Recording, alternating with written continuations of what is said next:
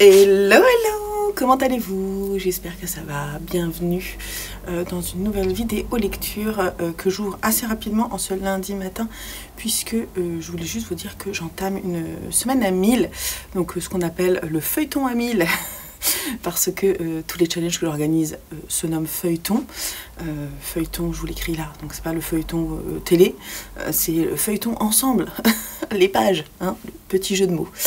Voilà, donc petite semaine à 1000. Retour d'une semaine dans le sud, loin de mes hommes, mais proche de ma famille, puisque je suis allée m'occuper de mes enfants. D'ailleurs, si vous n'avez pas vu la petite vidéo, je vous ai mis quelques images. J'ai décidé de finalement terminer ma vidéo. En fait, je vais filmer la conclusion, donc elle sera terminée ce matin. Et je vais vous faire le montage pour vous le proposer là. Donc vous pouvez aller voir si vous voulez le vlog de la semaine dernière. En fait, du coup, j'ai des lectures en cours que je voudrais terminer cette semaine et en entamer d'autres. Donc, je vais vous montrer ça pour commencer cette vidéo. Je me suis assise, changement un peu de cadre. Donc, en cours, déjà au long cours, mais je pense le terminer cette semaine si j'arrive à suivre mon découpage. Une colonne de feu de Ken Follett. On en est à la page, enfin moi j'en suis au début de la 4e partie, 713 pages. J'ai 300 pages à lire, si je dis pas de bêtises, à peu près. Voilà, donc ça en fait j'aimerais bien le terminer cette semaine. Donc dans cette vidéo je viendrai vous en parler. Je vais aussi normalement terminer Ma douce Audrina de Virginia C. Andrews, édité ici dans une édition assez old school de J'ai lu. J'adore les éditions old school comme ça, c'est trop cool. Et j'adore. Merci à Ténébris Somnia, Adeline pour la reco, parce que franchement je m'éclate pour le moment. J'ai bientôt fini mais j'adore. J'ai trop envie de savoir, on est vraiment très mal à l'aise dans cette histoire, on se demande ce qui se passe tout le temps. C'est très étrange. Et j'aimerais terminer aussi Indian Creek de Pete Fromm parce que j'ai envie... En fait, il me reste une partie à lire. Donc voilà. Et puis sur ma Kindle, j'aimerais enfin en fait reprendre, pour info, je l'ai repris ce matin, le cahier bleu de... L.R. Cobencroft, un truc comme ça, son nom. Je l'ai pas repris en fait de toute la semaine quasiment dernière parce que j'ai bien dormi et donc j'ai pas eu à lire ça la nuit. Et puis en plus, en fait, ma Kindle, je la sors plus quand je dors avec mon compagnon pour pas le réveiller. Quand je suis toute seule dans un lit, finalement, j'allume la lumière si je suis réveillée pour lire mon livre en cours, vous voyez. Donc cette semaine, peut-être que je vais l'avancer. J'aimerais bien quand même... l'avancer, voire le terminer, parce que j'aimerais enchaîner, en fait, début février, moi je vais lire le Zola dessus, donc voilà, comme c'est une lecture commune, j'aimerais bien le commencer à ce moment-là, donc le cahier bleu, il faudrait que je le termine. Et puis j'ai commencé hier soir le Conte d'hiver de Shakespeare, donc ça c'est ma lecture de chevet, et pardon, je compte le lire cette semaine. Alors je l'ai déjà un peu avancé parce qu'il y a toute une grande préface que j'ai commencé à lire, et puis je me suis dit finalement, lis la pièce de théâtre, et ensuite reviens pour lire la présentation qui est longue, qui fait une 30aine de pages, parce que je pense que ça sera plus intéressant après. Ils disent juste, le Conte d'hiver est un voyage fantastique, exotique et magique dans le temps et l'espace, d'un royaume du sud à un royaume du nord et retour. Entre le point de départ et le point d'arrivée, 16 ans passent, et comme tous les grands textes de théâtre, le Conte d'hiver est aussi un périple sur place qu'on peut faire en un peu plus de 2 heures, un voyage intérieur. Voilà, donc je pense que je lirai la préface après pour pouvoir aussi vous donner des clés de lecture. Et voilà, je voulais juste pour commencer vous parler d'une BD que j'ai terminée ce matin. Alors les BD je le compte pas dans ma semaine à 1000, mais je vous montrerai quand même cette semaine les graphiques que j'ai lus. Parce que sinon c'est trop facile. C'est trop facile de faire les 1000 pages pour moi. Donc je vais me caler juste sur les romans. Peut-être... sur les audios, mais c'est pas sûr. En lecture audio, j'ai le dernier tome de Dune et il me reste à peu près 2 heures d'écoute. Donc, en fait, pourquoi pas? Je vais peut-être mettre les audios, je sais pas. Je vous dirai à la fin de la semaine parce qu'en fait, moi, je calcule pas au jour le jour. Je verrai à la fin de la semaine si sans l'audio, j'ai fait les 1000 pages. Et sinon, je rajouterai les audios parce qu'en fait, moi, je veux réussir mon challenge, vous voyez. Et en plus, jeudi, j'ai une séance de teinture. Donc, pendant mes séances de teinture, j'écoute beaucoup de livres audio. Donc, ça pourrait être pas mal. Pardon, j'ai un cil dans l'œil.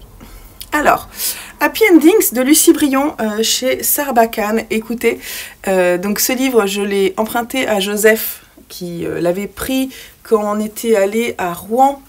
C'est la BD qu'il avait choisie à la librairie de l'Armatière, c'est ça, hein? J'ai peur de dire une bêtise. Bref, dans cette incroyable librairie.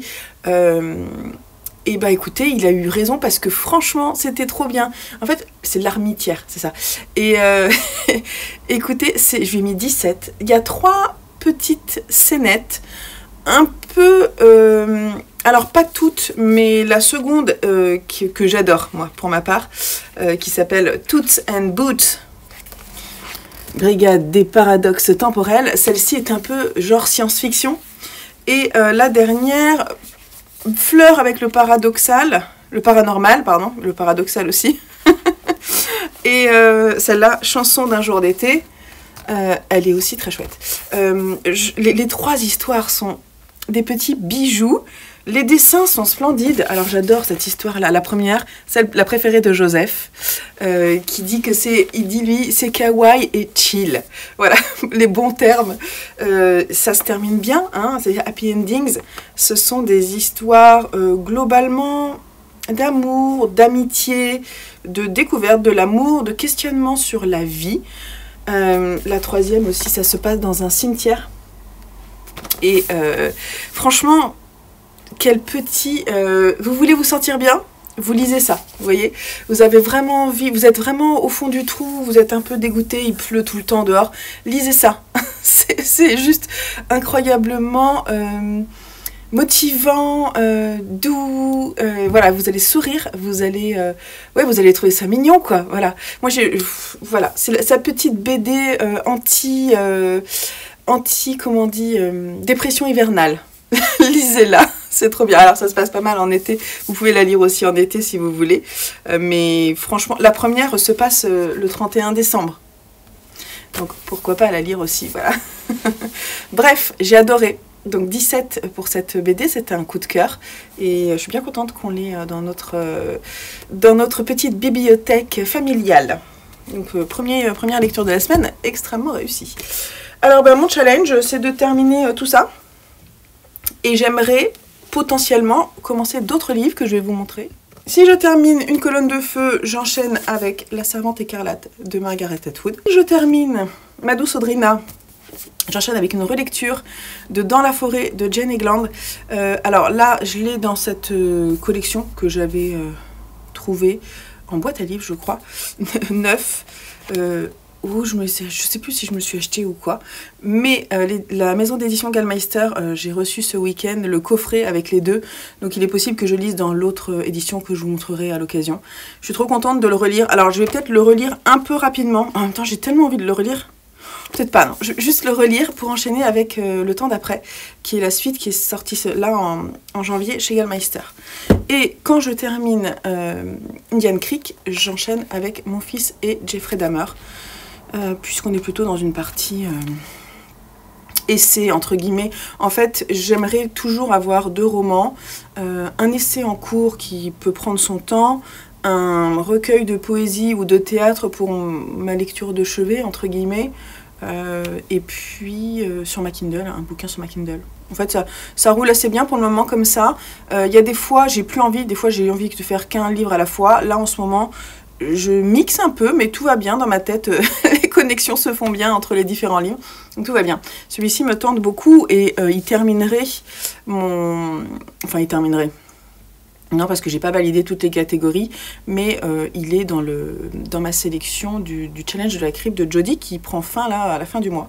Voilà, donc on parle de tout ça plus tard et puis j'espère que ces lectures sont bien. En tout cas, sachez que là-dedans, en tout cas dans mes 3 lectures en cours, il n'y a que des coups de cœur. Enfin, que vraiment des super bonnes lectures où je m'éclate. Donc c'est cool, voilà. Allez, on se retrouve un peu plus tard pour la suite.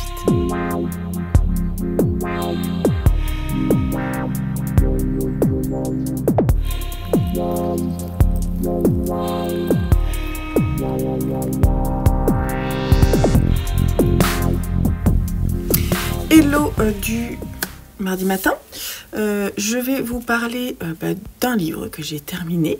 Et puis on va tirer au sort le mot du mois prochain, le mot thématique qui est dans cette petite boîte avec plein de petits papiers. Et d'abord, je vais vous parler d'un roman que j'ai terminé, que j'ai vraiment beaucoup aimé, qui est un récit de voyage, qui est un récit autobiographique, réaliste, que Pete Fromm a écrit 10 ou 15 ans après avoir fait ce voyage, pendant qu'il avait, je sais pas, peut-être 18 ans, 19 ans, parce que c'était le début de ses études de biologie. Et donc il est parti pendant 7 mois s'occuper des œufs de saumon. En fait, il s'occupe d'un endroit pour préserver des œufs de saumon, pour pouvoir assurer assez de saumon pour la pêche, la future pêche. Et donc, il est dans un endroit dans le Montana, si je dis pas de bêtises. Hein. Ouais, il est à la frontière de Idaho et du Montana, dans des montagnes rocheuses très très hautes, près de Missoula, là où il fait ses études. Et en fait, il va y passer 7 mois pour empêcher que la cuve où il y a les œufs de saumon ne gèle. Et donc son travail, c'est de rester sur place et d'empêcher ce gel. Et donc il a une tente sur place, de quoi subvenir à ses besoins. Et on l'abandonne là, il va passer à peu près 2 ou 3 mois sans voir quasiment personne, face à lui-même, accompagné d'un chien, d'une jeune chienne qui s'appelle Boone, qui va grandir, parce qu'il la prend vraiment toute petite, c'est ses amis qui lui offrent avant de partir, voilà, qui va grandir dans ce lieu sauvage. Et voilà, donc il nous dépeint son histoire, c'est déconvenu du départ, ses premiers regrets rapides d'avoir pris cette décision. En fait, il se dit très vite que il aimerait pouvoir faire ça pour un jour avoir fait ça, pour un peu comme un challenge, c'est-à-dire qu'il se dit si je le fais pas aujourd'hui, c'est quelque chose que je ferai jamais, être face à moi-même, face à la nature, etc. Il va apprendre à chasser et ramener ses premiers trophées, accompagné de certains professionnels, on va dire, de certains chasseurs, notamment de lynx, etc., qui sont hauts en couleur. Et puis, il va se retrouver, à un moment, son père et son frère pensent le retrouver, mais ils vont avoir une mésaventure, donc lui, il va partir les chercher à pied et s'inquiéter énormément parce qu'il n'a pas moyen de les contacter. Il va vivre vraiment plein d'aventures, il va rencontrer un lynx, mais je vous en dis pas plus. Il va apprendre à tanner des pots, il va apprendre des trucs de fou, et ça va, ce voyage, ce huis clos intérieur va le transformer totalement, va faire de lui d'ailleurs un écrivain, puisque ce qui est intéressant à la fin du roman, c'est aussi la postface qui nous écrit. C'est par ce texte, ce premier texte en fait, qui va écrire, et qu'on va d'ailleurs lui demander d'écrire, mais qui va mettre du temps à écrire, parce que je crois qu'il est quand même venu à la littérature sans avoir vraiment envie de le faire au départ. Il a écrit ses notes de voyage en fait dans le but de pouvoir les retranscrire ensuite, un peu pour pas perdre sa bourse à l'université, il participait à l'écriture d'un journal, etc. Donc un peu par obligation il l'a fait. Et finalement, d'abord, les histoires vont être éditées en petites séries. Et puis, un jour, on va lui dire vraiment, il faudrait que tu écrives ce texte correctement. Et plusieurs des personnes qui vont le rencontrer vont lui dire mais en fait, tu pourrais vivre de ça. Tu pourrais vivre de l'écriture. Et avant qu'il l'entende et qu'il le comprenne, il va falloir de nombreuses années. Et je trouvais ça intéressant de voir comment on se construit suite à cette aventure, comment il est devenu Pete Fromm qu'on connaît, qui est quand même un auteur à succès aujourd'hui. Et ça, c'était vraiment intéressant. J'ai beaucoup aimé son histoire. Alors moi, j'ai lu un autre livre de lui. Mince, je sais plus comment il s'appelle. Alors attendez, j'ai lu... Ouais, je sais plus. Cette histoire du père qui perd sa femme et qui a un enfant... je vous mettrai la petite couverture ici. Oui, j'avais bien aimé, mais j'avais pas trouvé ça extraordinaire. Un peu trop bien pensant à mon goût. Mais n'empêche que, suite à la lecture de celui-ci, j'ai très envie d'y retourner. Alors, il a des très belles descriptions. Notamment, il a un passage... En fait, il met du temps à aimer sa montagne, quoi. Il met du temps à aimer ce lieu qui est quand même extrêmement difficile à vivre. Mais quand il doit partir, c'est extrêmement dur pour lui. Et il a des passages, notamment, il y a une éclipse à un moment, et il fait une description de cette éclipse splendide. Et on sent qu'il était tellement heureux à ce moment-là d'être là-bas, avec son chien, seul, comme ça, face à la nature, que moi, j'étais vraiment avec lui. J'ai trouvé qu'il l'avait très bien retranscrit. Et oui, j'ai beaucoup aimé la fin.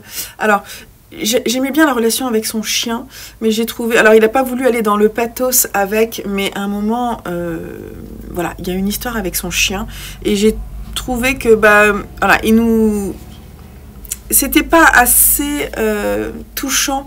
J'ai trouvé que, voilà, qu'il aurait pu être plus humain sur cette description-là, et nous faire ressentir ce qu'il avait vraiment ressenti, parce qu'il passe rapidement sur le sujet, peut-être parce que c'est dur pour lui, mais voilà, j'étais... qu'est-ce que je voulais vous lire juste un passage. Oui, le passage justement quand il est en haut de la crête et qu'il regarde l'éclipse. Il dit « Je poussais un cri, levant les poings au-dessus de ma tête, je criais. En poursuivant ma ronde de fou en haut des cimes, je savais que partout où mes yeux se posaient, et même plus loin encore, partout où le soleil venait de disparaître, la seule empreinte sur le sol qui n'était pas celle d'un animal était la mienne. Je criais de nouveau, prêt à exploser. » Et c'est vrai que ça, je trouvais qu'il avait très bien retranscrit. Et voilà, j'ai été vraiment touchée par ce récit de voyage que je vous invite à découvrir. Alors, on va piocher. Alors là, je vais retourner la caméra, je pense. Alors, oups, pour piocher, justement, je les mets tous comme ça.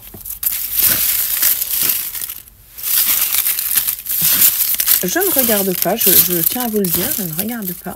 Et donc, je pioche celui-ci. Attention.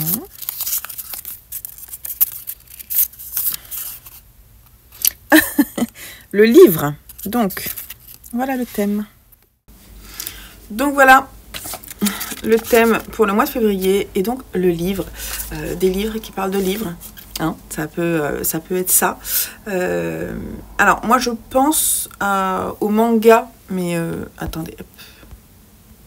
Je pense au manga La Petite Faiseuse de Livres. Je crois qu'on n'a pas lu la suite. Pourquoi pas. Je pense à quoi?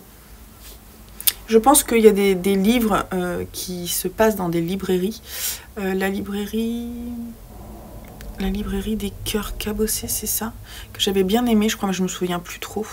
Il va falloir que je regarde si moi j'ai des choses dans ma pile à lire. Je suis pas sûre d'avoir des choses, donc va falloir que j'emprunte. Ça tombe bien puisque demain je vais à la bibliothèque, il va falloir que je regarde un petit peu ce que je pourrais emprunter. Ça peut aussi être un essai d'un écrivain ou la biographie d'un auteur. Ça peut marcher, je pense. Voilà. À vos suggestions. Moi, je pense que je vais regarder ce qu'il y a dans ma bibliothèque et faire une petite liste pour essayer d'en prendre un ou deux. J'aimerais bien, comme d'habitude, essayer de lire 2 romans de graphique, mais si j'y arrive pas, c'est pas très grave. Surtout qu'en février, c'est le challenge Petit mois, petite lecture. Enfin, moi, c'est un peu le challenge.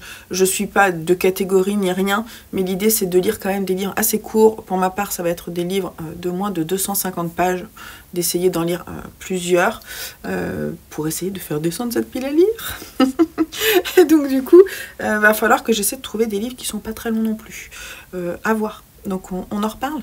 Allez, on en reparle et je vous retrouve demain peut-être ou après-demain pour vous faire un petit point sur mon challenge de ma semaine à 1000. Alors, je ne compte pas le nombre de pages que je lis et je ne me stresse pas avec ça.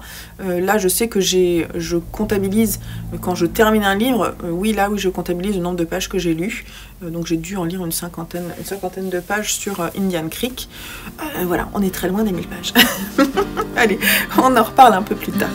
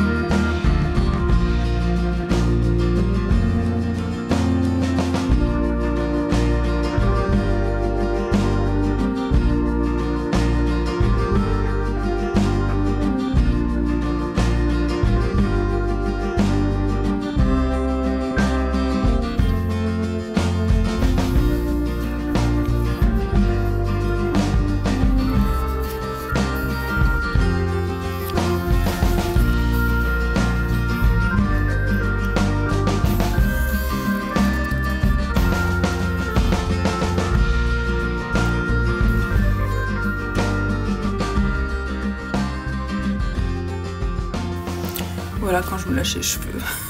Attends. Bon, je suis en train de me coiffer. Hein. Alors on est vendredi, la semaine, le milieu de semaine, mais passé dessus. Je ne l'ai pas vu passer et je ne suis pas venue vous parler. Bon, arrêtez de bidouiller ses cheveux. Voilà, c'est pas grave. Je suis désolée, je n'ai pas vu passer la semaine. Mercredi, comme tous les mercredis, de toute façon, je n'ai pas vraiment le temps de tourner quoi que ce soit, donc c'est normal.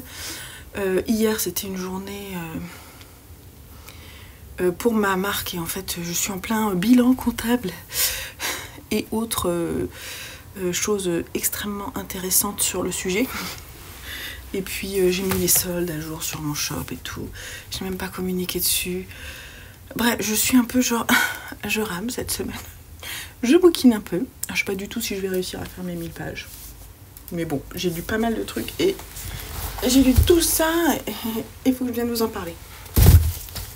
Déjà, un abandon. J'ai abandonné le conte d'hiver de Shakespeare parce que au bout de, on va dire, une 60aine de pages, je ne comprenais pas qui parlait. J'étais totalement perdue, vraiment totalement perdue, donc non, j'ai pas réussi à m'accrocher, pas assez en tout cas pour que ça m'intéresse, donc j'abandonne, c'est pas grave, c'est du Shakespeare important, je sais pas. Il y a beaucoup de personnages, je sais pas. On est... En fait, c'est une histoire entre deux familles, le roi de Sicile et le roi de Bohême, Polyxène. Et je trouvais pas ça intéressant ce qui se racontait entre eux. Et je comprenais pas qui disait quoi. Il y a beaucoup de personnages. J'ai coché, hein, pourtant. J'avais coché les personnages, vous voyez. Et ben j'étais perdue. Donc c'est pas grave. J'ai décidé que... Enfin, j'ai décidé globalement que... Ça fait longtemps que je l'ai décidé. Que j'allais laisser de côté les livres quand je n'étais pas accrochée. Je sais pas, il n'y a pas d'intérêt à se forcer pour moi. Ça veut pas dire que je le relirai pas un autre jour, hein, mais... Enfin, là, je pense que je vais pas le garder. Mais, voilà, ça pourra plaire à quelqu'un d'autre. Et puis, c'est pas grave. Sinon, j'ai lu 3 graphiques. 3 graphiques. J'ai d'abord lu... La neige était sale, adapté d'une œuvre de Simenon par Fromental et Hilaire chez Dargaud. Cette BD est sortie l'année dernière, elle n'est pas passée sur les réseaux, je ne l'ai pas vue. Bon, après, je regarde pas énormément Instagram, mais sur les chaînes YouTube, je ne l'ai pas vue.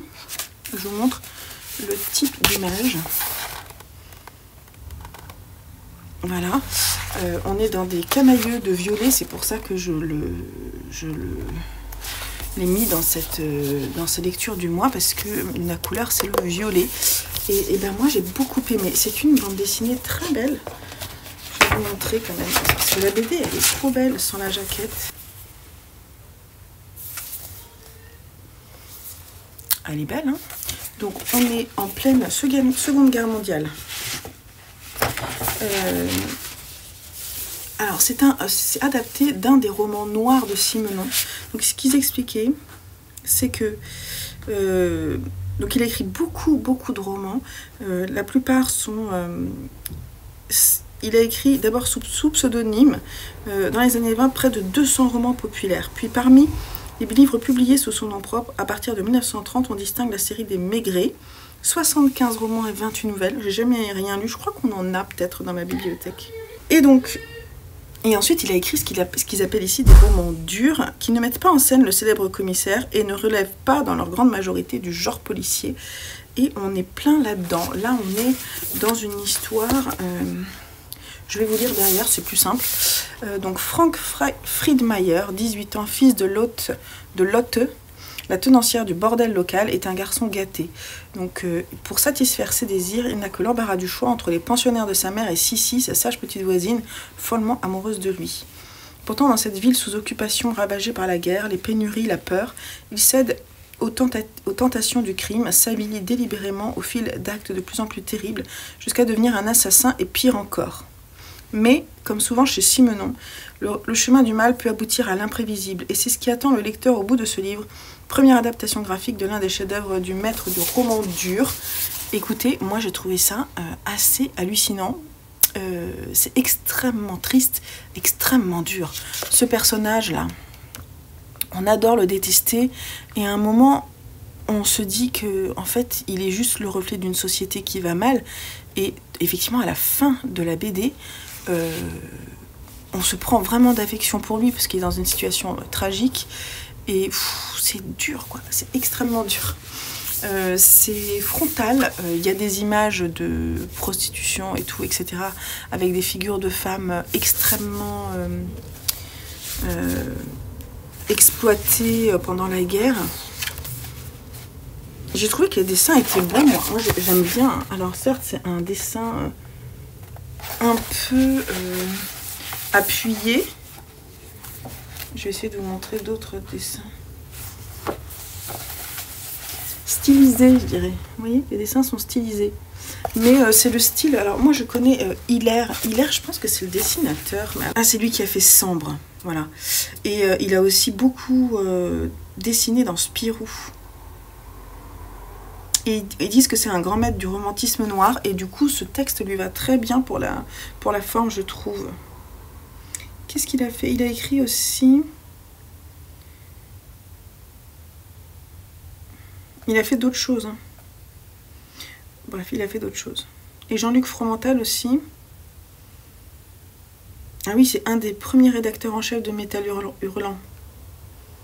Bon, c'est quand même des bons, hein. Des bons, et le résultat est franchement chouette. Donc voilà, je l'avais trouvé dans une brocante à 2 €. Alors que la BD, elle est, je sais pas, elle doit être à 20 € quoi. Donc je suis trop contente et je la trouve vraiment bien. Elle est belle, c'est vraiment une belle BD. Ensuite, j'ai lu Zombie. Alors je vous montre les BD, mais elle compte pas dans ma semaine à 1000, mais c'est pas grave. Zombie, le premier tome. Alors je crois, si je dis pas de bêtises, il y a 6 tomes. Quelque chose comme ça, de Pérou, Chollet et Champelovier, La Divine Comédie. Donc comme son nom l'indique, ça parle de zombies. On est édité chez je sais pas quoi, Anticipation, c'est ça, Soleil Anticipation. Et alors c'est pas mal, hein, franchement c'est pas mal. Je l'avais eu sur Momox, hein, comme la petite étiquette l'indique. J'avais peur que ça me plaise pas, que ce soit trop gore. Certes, on voit pas mal de zombies, mais ce qui compte, c'est l'histoire des différents personnages. Il y a une première histoire qui s'ouvre avec un personnage qu'on apprend à connaître et qu'on trouve sympa. Et il est, au lieu d'être tué par un zombie, il est renversé par une voiture avec un autre gars qui essaie de s'en sortir aussi. Et qui va être notre personnage principal. Et j'ai trouvé que cette ouverture, elle était quand même... Elle était digne d'un bon livre d'horreur, vous voyez. Alors attendez, hop. Un peu à la Swan Song, bref. J'arrive pas à enlever l'étiquette, c'est pas grave. Oui, alors forcément, c'est post-apocalyptique. On a des personnages assez durs. Et en fait, notre personnage principal... Je vous montre juste l'illustration. N'ayez pas peur, hein, mais voilà, ça, ce sont des zombies. On est loin de certaines adaptations.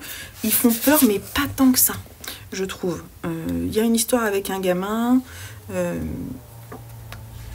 Voilà, il y a une histoire en fait où donc il y a des, en fait un gars, ce gars dont je vous parle, il va rencontrer deux personnages qu'il va vouloir sauver mais qui va pas réussir, et en fait ces deux personnes étaient parties pour trouver des médicaments pour un petit garçon qui va aller sauver du coup, et ils vont faire équipe tous les deux, et on va se retrouver ensuite dans une grande ville. Alors je pense que c'est New York, on est à New York, et je sais pas si on est à New York, je dirais que oui. Et en fait, ils vont retrouver toute une armada, genre l'armée, qui essaie de tuer un petit peu en lot, et d'essayer de trouver des solutions. Par exemple, peut-être un vaccin, puisqu'ils ont quand même quelques personnages qui ont été mordus, mais qui ne se sont pas transformés en zombies. Et donc, du coup, ils vont essayer de faire des recherches. Tout ça. Et voilà, on s'attache au personnage, on s'attache plutôt au personnage. Les dessins sont pas trop mal, donc en fait le truc c'est que je vais voir si je trouve la suite en occasion, parce que je suis pas sûre de l'acheter plein pot quand même, parce que c'est sympa, mais pas non plus exceptionnel. Donc, franchement, j'ai passé un bon moment. Je vais essayer d'enlever cette étiquette plus tard. Ça m'énerve. Les étiquettes Momox, normalement, s'en vont bien, mais là, ça marche pas. Et ce matin, j'ai fini... Alors, je l'ai lu ce matin en one-shot. Ça prend vraiment pas longtemps, parce que c'est une BD jeunesse. J'ai fini le premier cycle de Super de Frédéric Maupomet et Daoud aux éditions de La Gouttière. Et encore une fois, moi, j'ai beaucoup aimé. Alors, Simon, lui, est déçu. Donc, je sais pas si vous connaissez l'histoire. C'est l'histoire de 3 gamins, ados jusqu'à petits, 3 frères et sœurs, 2 frères et une sœur, qui arrivent sur Terre. Leurs parents qui sont différents, qui sont un peu genre des extraterrestres, avec des pouvoirs.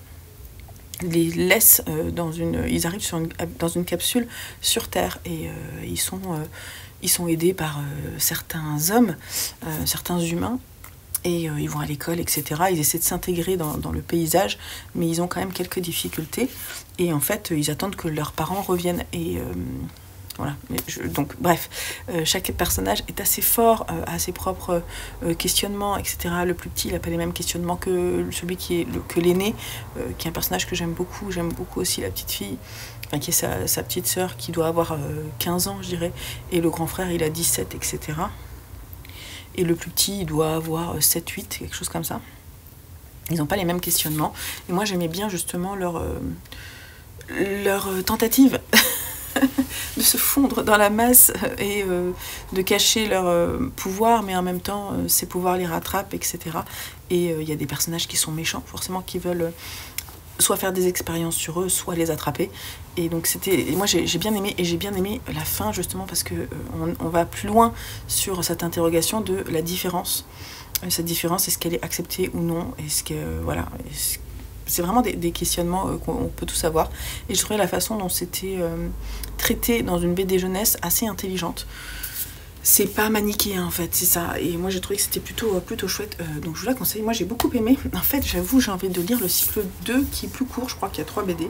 Et Lucien a l'air de bien aimer. Donc il est possible que j'achète la suite. Je l'ai vu en occasion d'ailleurs, donc on pourrait.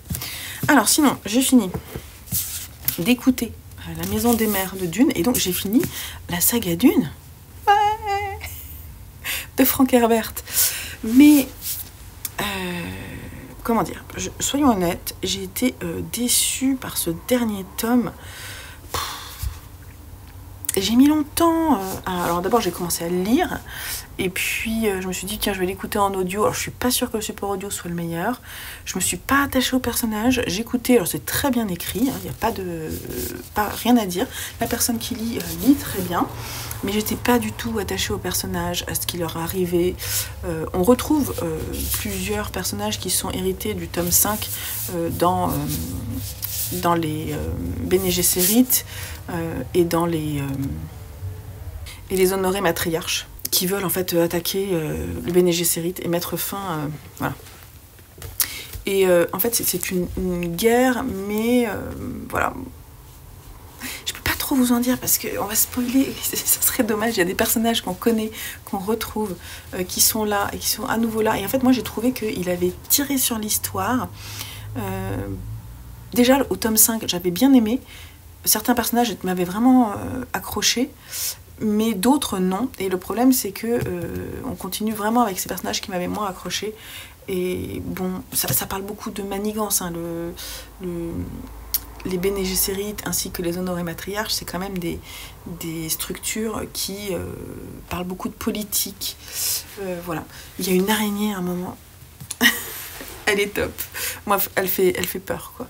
Mais bref, j'ai moyennement apprécié, et surtout je trouvais que la fin c'était un peu, ça se terminait comme ça.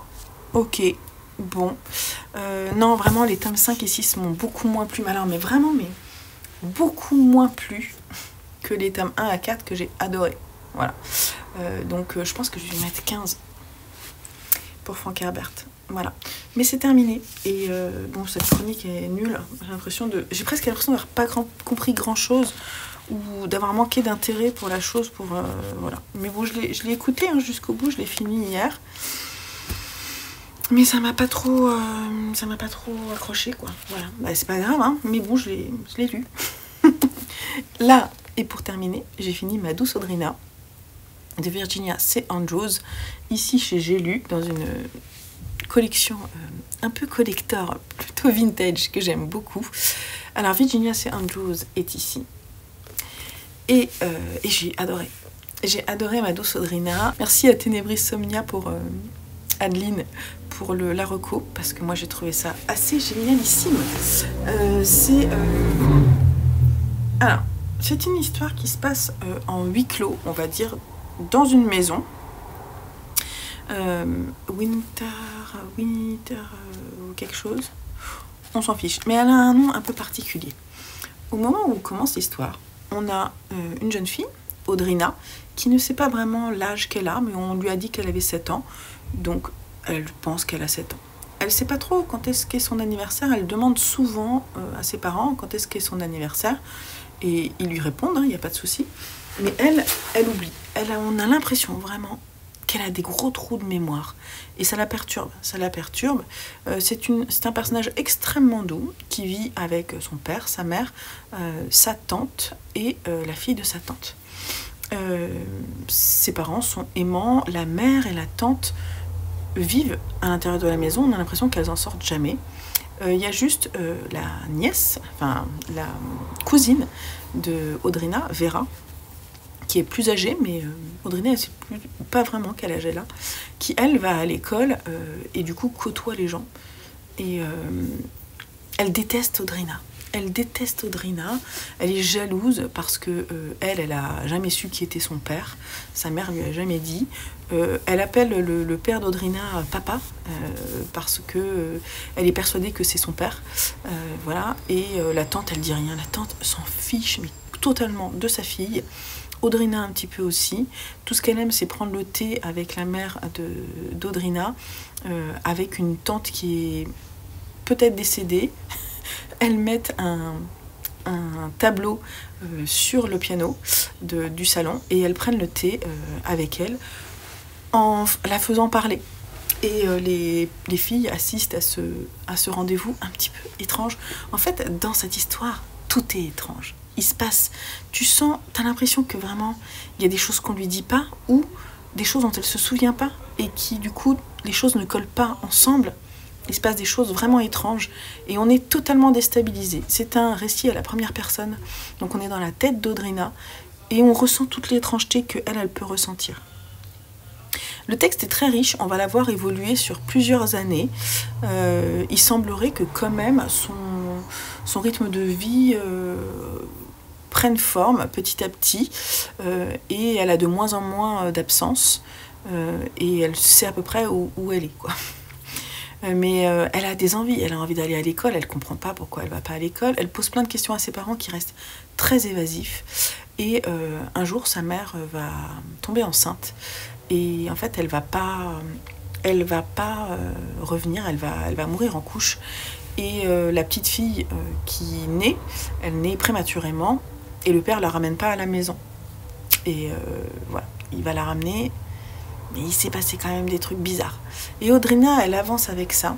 Elle a juste une connaissance, c'est un garçon, Arden, qui est venu habiter dans une maison qui était abandonnée depuis longtemps, enfin qui n'avait pas d'habitants, vraiment à l'orée, enfin juste au bout du quartier. Elle peut y aller à pied sans avoir peur. Ah oui, puis il y a un truc que je vous ai pas dit, donc ça, ce personnage-là, il est plutôt sympathique. Et en fait, Audrina, ça c'est important, j'ai oublié de vous le dire alors que c'est quand même très fondateur de l'histoire. Audrina, en fait, elle s'appelle Audrina, mais elle a eu une grande sœur avant, qui s'appelait Audrina aussi, et qui est décédée. Et en fait, apparemment, elle a été violentée et tuée par des jeunes garçons alors qu'elle était assez jeune. Et donc, ils vont tous les dimanches sur la tombe de cette Audrina. Et notre personnage, elle comprend pas pourquoi elle s'appelle aussi Audrina, et pourquoi son père lui dit parce qu'il y avait la parfaite Audrina, et du coup elle va tenter de se rapprocher de cet idéal que son père la pousse à atteindre. Et en fait, pour cela, il l'a fait asseoir dans la chambre de cette petite fille qui est morte, et il la met sur ce siège-là, ce siège à bascule, et il lui demande de se basculer dedans. Et en fait, en faisant ça, elle pourrait acquérir les dons de la première Audrina, et donc devenir à son tour la parfaite Audrina. Et quand elle est sur ce siège, elle a des visions très très étranges, où elle nous embarque avec elle. Et franchement, c'est un truc, c'est très nébuleux. Virginia C. Andrews fait ça de façon très intelligente, parce qu'elle va nous tirer certaines ficelles, mais vraiment tout doucement. Et pour un final hallucinant, il y a des meurtres, il y a de l'horreur là-dedans, enfin comment dire, de l'angoisse psychologique. Il y a des trous, des failles qu'on ne comprend pas, et à la fin on comprend, hein, on comprend. Et moi j'ai trouvé que c'était assez extraordinaire. Alors je me suis dit, j'ai vu sur Livre Addict qu'il y a un second tome. Malheureusement, alors je vous mettrai la couverture ici, c'est un second tome qui est en anglais seulement. Il n'a pas été traduit, je pense. C'est dommage, parce que je pense que je le lirai pas. Bon, je suis pas sûre que ce soit très compliqué à lire, mais je pense pas que je le lirai. Ce premier tome vraiment peut se lire sans en attendre une suite, bien que la fin te dit comment ça, quoi. Je ne dirai pas plus. Cette fin a pu, à mon avis, déconcerter plus d'un ou deux lecteurs. Moi j'ai beaucoup aimé, j'ai trouvé ça assez hallucinant. Cette fin, voilà. Bref, j'ai beaucoup aimé, je vous invite à le lire, et je remercie encore Adeline, parce que la reco était vraiment très sympa, et j'en avais jamais entendu parler, quoi, donc voilà, je suis très contente de l'avoir découvert. Bon, je parle trop, 23 minutes, il va falloir que je fasse des cuts. On est vendredi, donc je vais encore... J'aimerais bien terminer. Je vous montre quand même juste ce que je lis. J'ai mon fils, c'est Jeffrey Dahmer, de Lionel Dahmer, que je suis en train de lire. Peut-être que je le finirai. C'est pas facile à lire, moi je vous le dis. Une colonne de feu. Si tout va bien, je devrais pouvoir le terminer sur cette semaine. Et j'ai commencé hier La Servante écarlate de Margaret Atwood, et déjà, je pense que ça va me plaire, quoi. Voilà, beaucoup. Bon, allez, je vais vous laisser là, et on se retrouve un peu plus tard pour cette vidéo qui, j'espère, sera pas trop longue.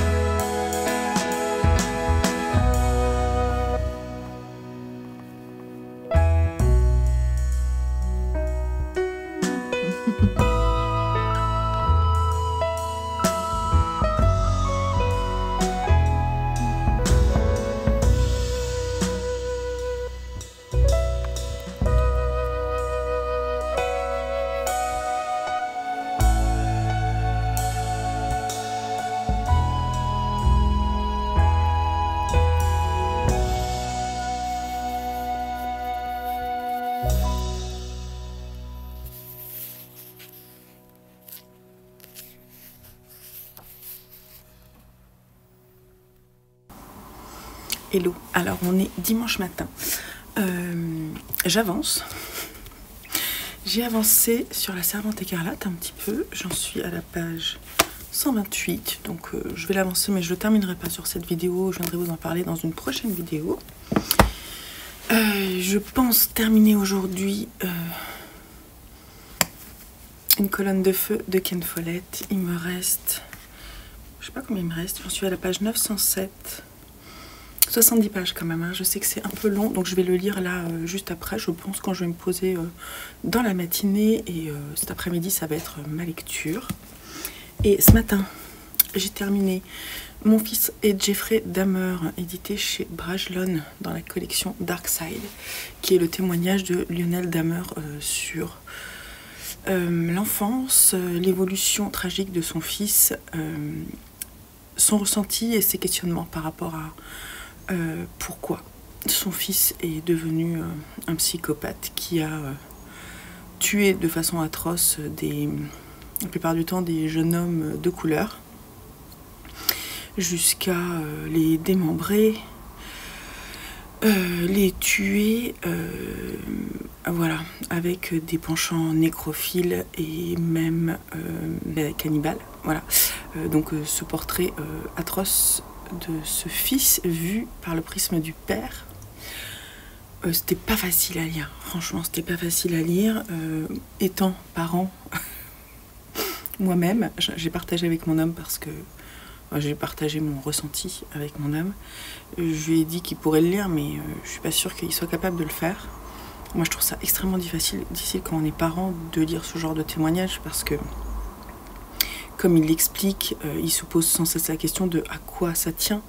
Est-ce que c'est un problème psychologique qu'il aurait fallu voir dès sa plus tendre enfance?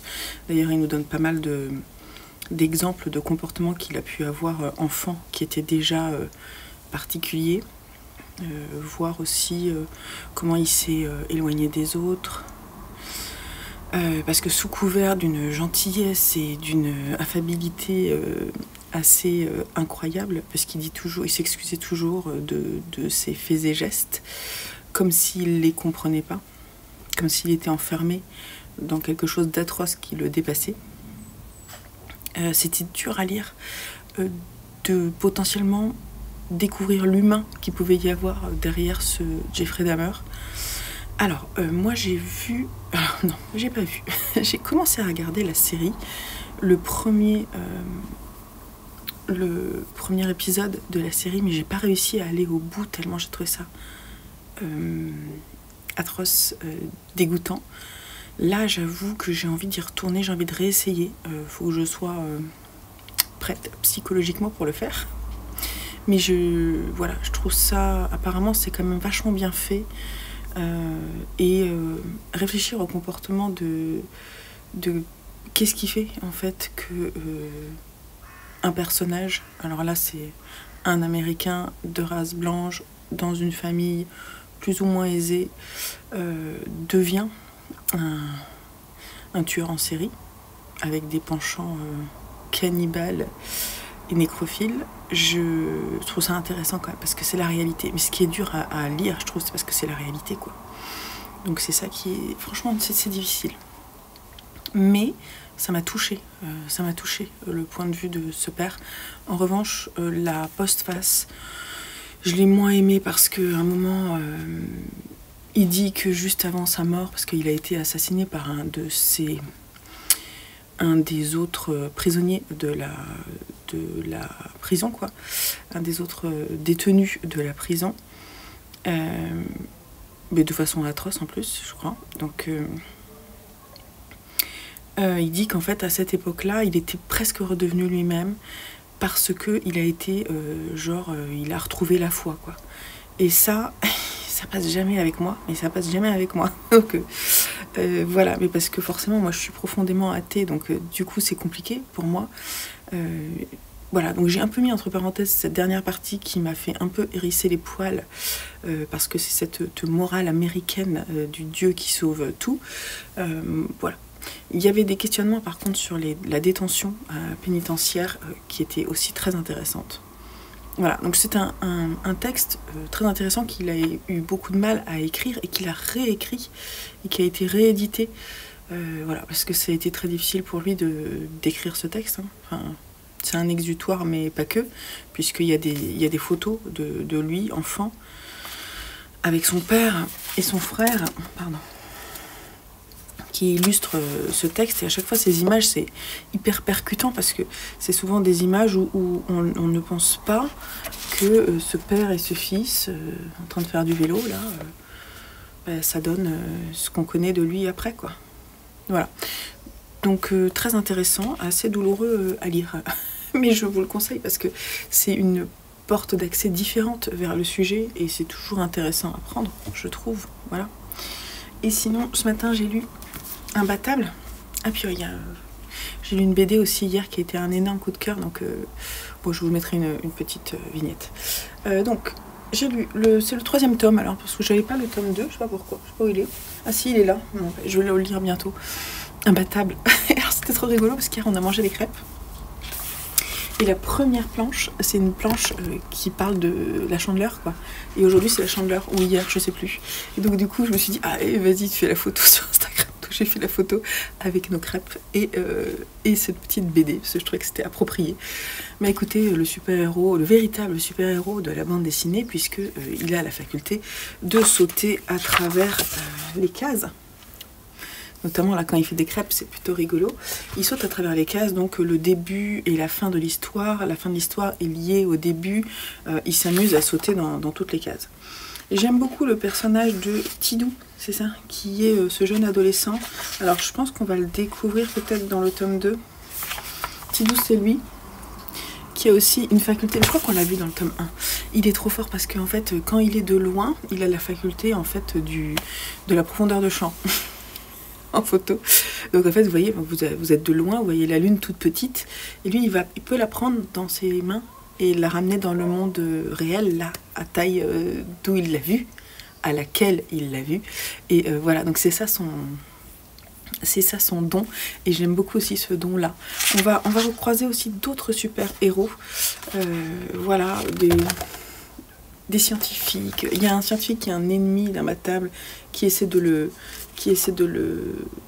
tuer à tout prix, mais c'est un méchant qui en fait s'énerve mais n'est pas particulièrement méchant. Et voilà, enfin, il n'y a que des petits personnages plutôt sympathiques, moi j'aime beaucoup. Donc c'est une BD de Pascal Jousselin qui est éditée chez Dupuis, et c'est une petite pépite de drôlerie que je conseille à tout un chacun, voilà, à tout âge, parce que ça fait autant rire les enfants que les adultes.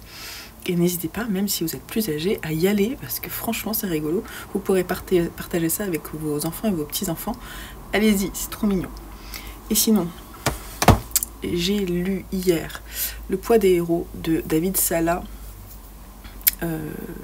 édité chez Casterman. Et en fait, je ne l'ai pas parce que je l'ai prêté à mon fils Joseph. Je veux absolument qu'il la lise. C'est un énorme coup de cœur. Cette BD m'a été offerte. Je ne me souviens plus de ton prénom. J'en suis tellement désolée parce que j'aurais voulu l'écrire à l'intérieur. Donc si tu passes par là, merci de me rappeler que tu m'as offert.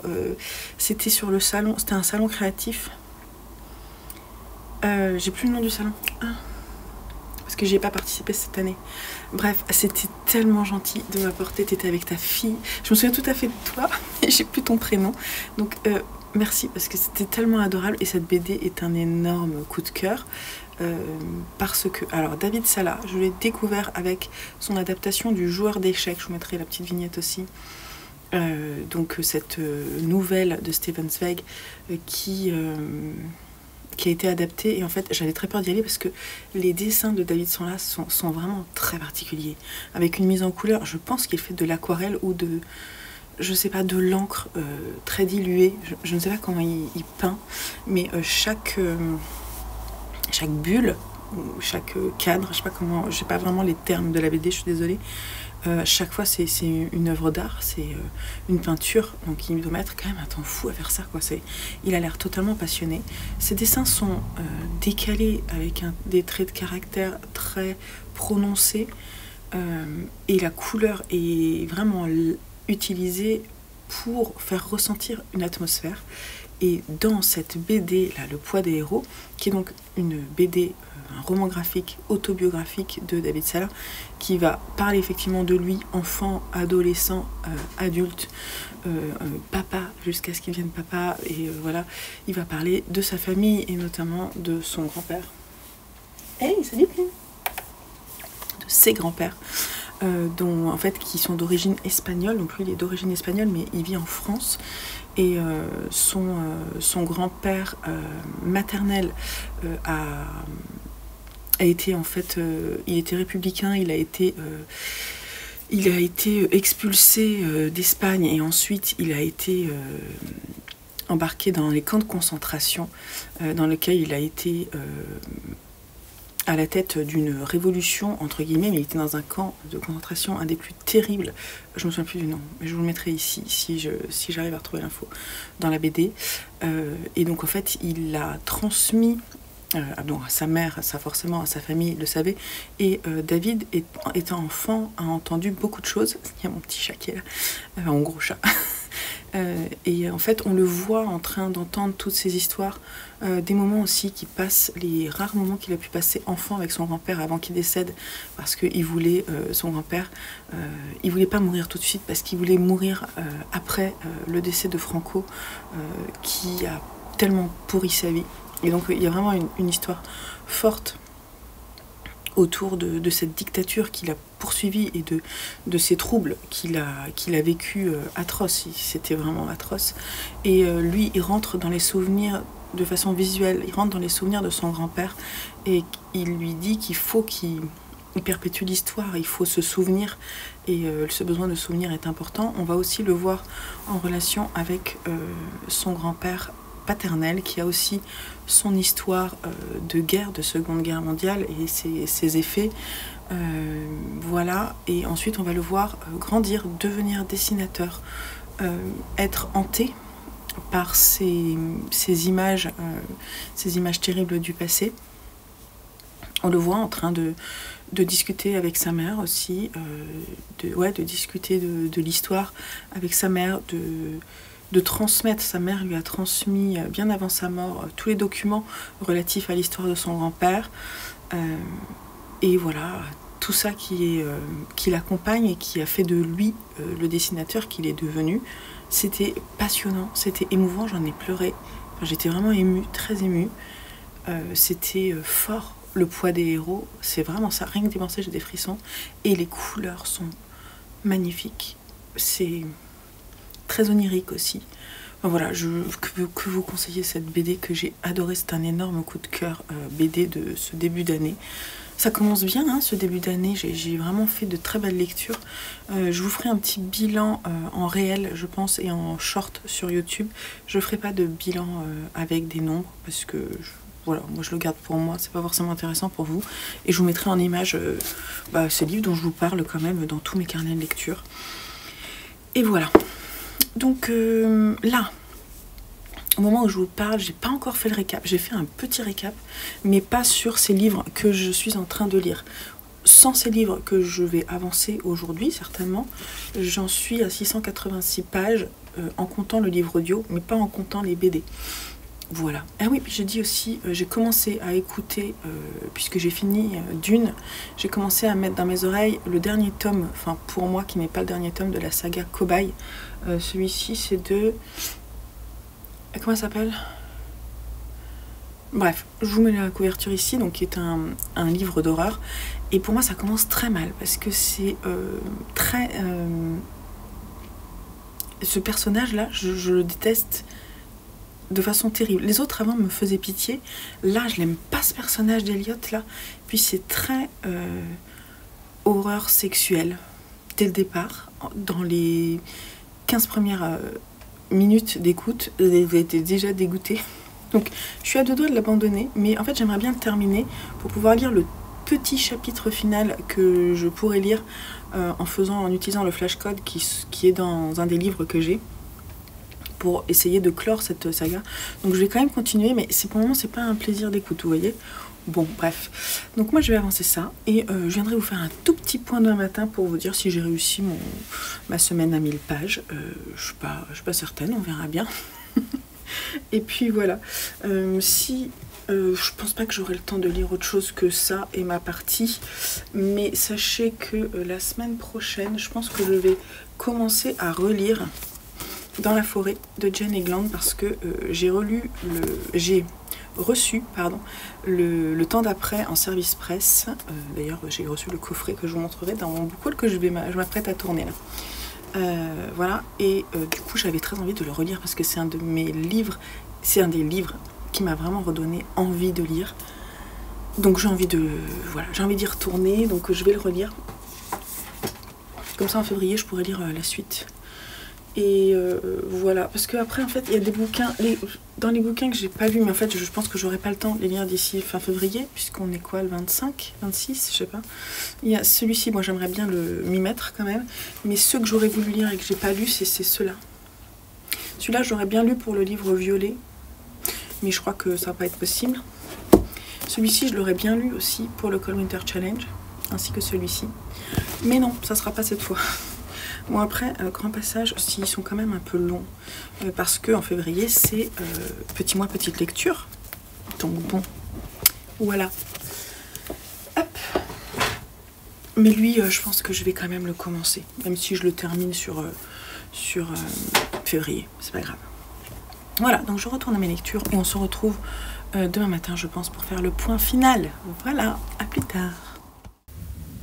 Bon, alors, je vous prends... en fait, je vais vous prendre hier, mais j'ai... Ah, pardon, il y a un truc qui tombe. Je devais vous prendre hier, mais au moment où j'ai décidé de tourner, j'étais en train d'appliquer mon henné. Oui, c'est une anecdote, voilà. Et donc, j'avais de la pâte, je sais pas si vous avez déjà fait des hennées, mais j'avais de la pâte verte sur la tête. Et chose que j'ai rincée ensuite vers 16h ou 17h.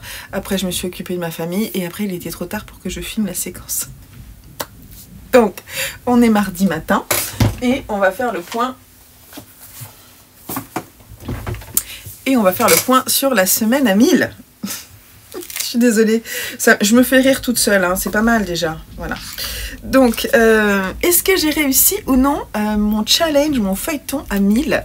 Eh bien, écoutez, oui, largement, puisque j'ai fait le compte hier matin et que j'étais à 1594 pages lues en comptant les livres papier et audio, mais pas les graphiques. Et si j'enlève les audios, je suis à 1134 pages lues. Donc, ouais, yeah, voilà. Bravo Eve. En fait, bon, j'aurais pas réussi, vous savez, j'aurais été tout aussi satisfaite puisque j'ai fait des très bonnes lectures. Il faut savoir que j'ai terminé dimanche soir une colonne de feu de Ken Follett, et voilà, ici il est au livre de poche, et que c'était vraiment une très bonne lecture. Encore un immense plaisir de découvrir l'histoire anglaise, française, espagnole, néerlandaise dans celui-ci, à la période de 1500. Alors ça commence 1540. Attendez. Ça commence en 1558 et ça se termine en 1580 et quelques. Voilà. Peut-être plus que ça même. Ça se termine en 1600 et quelques, puisque on va suivre des personnages qui sont jeunes adultes au tout début, qui vivent à Kingsbridge. Donc on est toujours dans la saga Kingsbridge de Ken Follett. Donc Kingsbridge, c'est une ville qui s'est construite autour de la cathédrale de Kingsbridge, qui a été donc le premier sujet des piliers de la Terre. Et ensuite, on va en fait suivre l'évolution du village, de la ville, etc. Et là, on est des générations après, on est 200 ans après, si je dis pas bêtises, après Un monde sans fin, le second tome. Et on est au moment de la guerre entre les catholiques et les protestants qui grondent en Angleterre, enfin dans toute l'Europe. Et chaque pays a sa façon de gérer ce conflit. Certains pays sont très... Ben voilà, vous connaissez l'histoire, mais voilà, certains pays en fait souhaitent éradiquer totalement le protestantisme, le puritanisme, et d'autres pays comme l'Angleterre avec la reine Elisabeth qui va gouverner, accepte, tolère, on va dire plutôt, la religion catholique. Voilà. Et en France, on va suivre, nos personnages vont aller en France vraiment dans cette guerre religieuse, et on va suivre notamment le massacre de la Saint-Barthélemy à l'intérieur de Paris. Et voilà, puis on va naviguer avec plusieurs personnages. Nos personnages se déplacent énormément dans ce volume-là, et c'est ce qui fait la différence avec les 2 précédents volumes.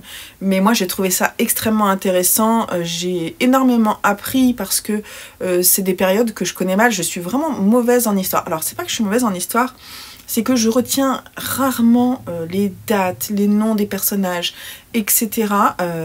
C'est-à-dire que je les vois passer, ça m'intéresse, toujours ça m'intéresse, mais ma mémoire occulte les informations, et ça a toujours été comme ça. J'ai jamais été bonne en histoire alors que ça m'intéresse. Je ne sais pas pourquoi, voilà. Donc moi, lire des livres historiques, ça me passionne. J'apprends et je réapprends.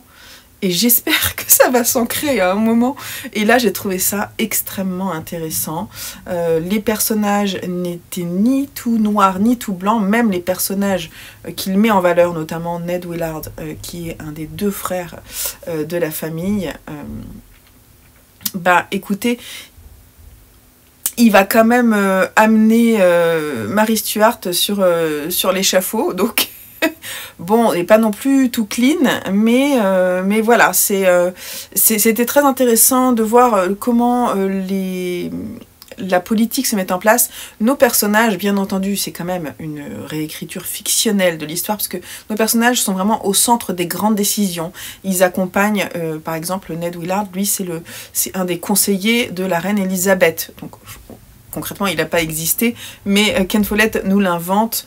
On a d'autres personnages comme Pierre Romande qui est proche de la famille de Guise en France. Donc voilà, on a ces personnages-là qui sont totalement fictifs, mais on y croit. Enfin moi j'y ai cru totalement. J'ai trouvé, et j'en parlais avec mon compagnon, alors moi je n'ai pas forcément les références, mais je pense que c'est extrêmement bien documenté. Il doit pas travailler tout seul, hein.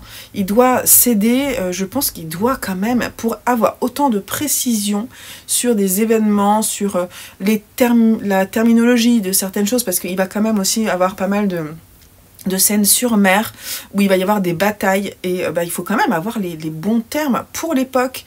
Voilà, dans le jargon marin de cette époque-là. Il y a un côté pirate d'ailleurs que j'aime beaucoup.